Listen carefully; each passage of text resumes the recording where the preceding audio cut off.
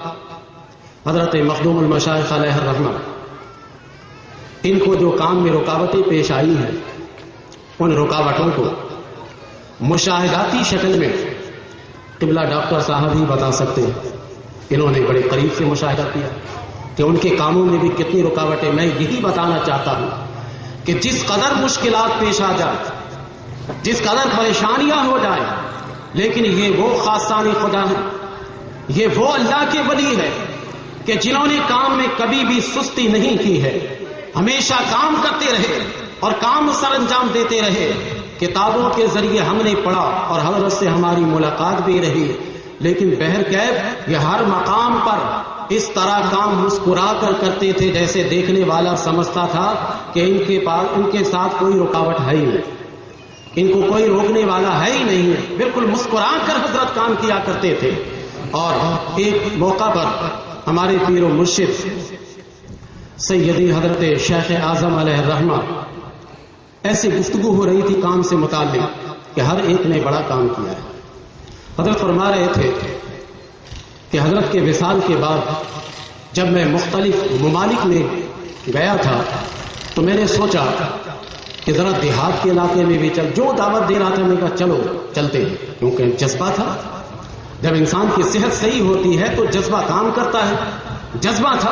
اس جذبے کے تحت کہتے ہیں کہ جب میں جاتا تھا تو راستے میں سوچتا تھا کہ میں ایسے مقام پر جا رہا ہوں شاید جہاں ہمارے ابا حضور نہیں گئے ہوں گے، لیکن کہتے ہیں کہ جب ہم وہاں پہنچتے تھے تو پہنچنے کے بعد جب باتیں ہوتی تو وہاں کے لوگ کہتے کہ حضور جب حضرت مخدوم المشائخ علیہ الرحمہ آئے تھے تو ان سے میرا یہ بیٹا مرید ہوا تھا۔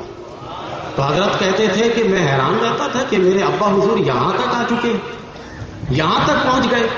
کہتے کہ میں جب برطانیہ گیا تو برطانیہ میں بڑے بڑے لوگ آئے، آ کر بات چیت ہو رہی تھی۔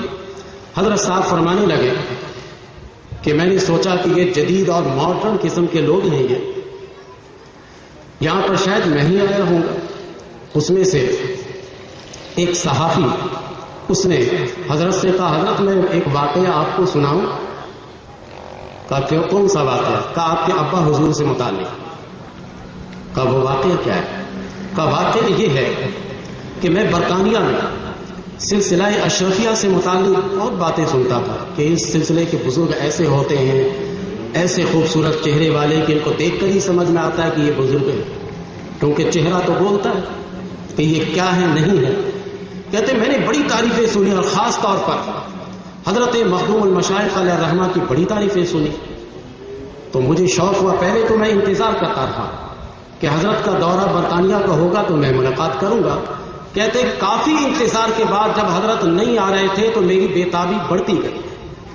یہ حضرت شیخ اعظم علیہ الرحمہ کی زبانی یہ واقعہ میں سنا رہا ہوں۔ کہتے جب ہماری بےتابی بڑھ گئی تو میں برطانیہ سے ہندوستان کے لیے روانہ ہوا۔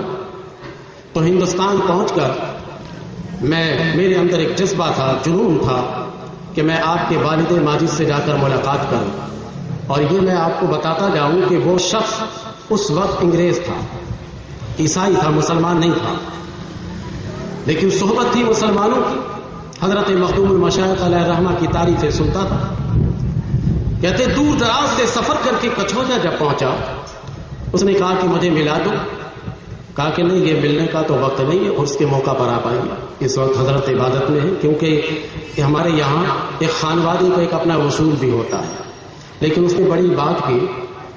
خادم کہنے لگا کہ نہیں میں تو نہیں ملا سکتا، حضرت صاحب اپنے خانقاہ میں اپنے حجرے میں عبادت میں مصروف ہے، جب وہ کہیں گے تبھی ہم آپ کو ملا سکتے ہیں۔ کہا کہیں گے کیسے؟ جب تم جا کر بولو گے تب تو کہیں گے وہ، تم لوگ تو جانے کے لیے تیار نہیں ہو۔ یہ باتیں ہو رہی تھی کہ حضرت نے دروازہ کھولے، بلایا ادھر آؤ، گئے، کہا اس کو بھیج دو، کہا اس کو بھیج دو اندر۔ گئے یہ بیٹھے، اب یہ کافی دیر تک حضرت سے کلام کرتا رہا، بات کرتا رہا۔ حضرت بڑے میٹھے انداز میں، آپ تو جانتے ہی بولی زبان کتنی مٹھاس تھی ان کی زبان میں، میٹھے انداز میں حضرت جو ہے اس سے کلام کرتے رہے، کلام کرتے رہے۔ تھوڑی دیر کے بعد وہ شخص باہر نکلا اور نکل کر کہا کہ جس جستجو میں یہاں آیا تھا میں اسے حاصل کر کے جا رہا ہوں۔ کہا ہمیں بھی تو پتہ لگے کہ کس جستجو میں آئے تھے اور کیا حاصل کر کے جا رہے ہو. کہا کہ میں تقابل ادیان کو بہت گہری نظر سے دیکھتا ہوں کہ عیسائی مذہب کیا ہے، یہودی مذہب کیا ہے، اسلام ازم کیا ہے، ہندو ازم کیا ہے، بدھ مشق کیا ہے، یہ وغیرہ وغیرہ. میں ساری مذاہب کا بڑی گہری نظر سے مطالعہ رکھتا ہوں، لیکن مجھے سکون نہیں مل رہا تھا کہ کس طرف میں جاؤں. پیدائشی طور پر میں عیسائی تو تھا، لیکن مجھے ایک کنارہ نہیں مل رہا تھا کہ میں کس طرف جاؤں.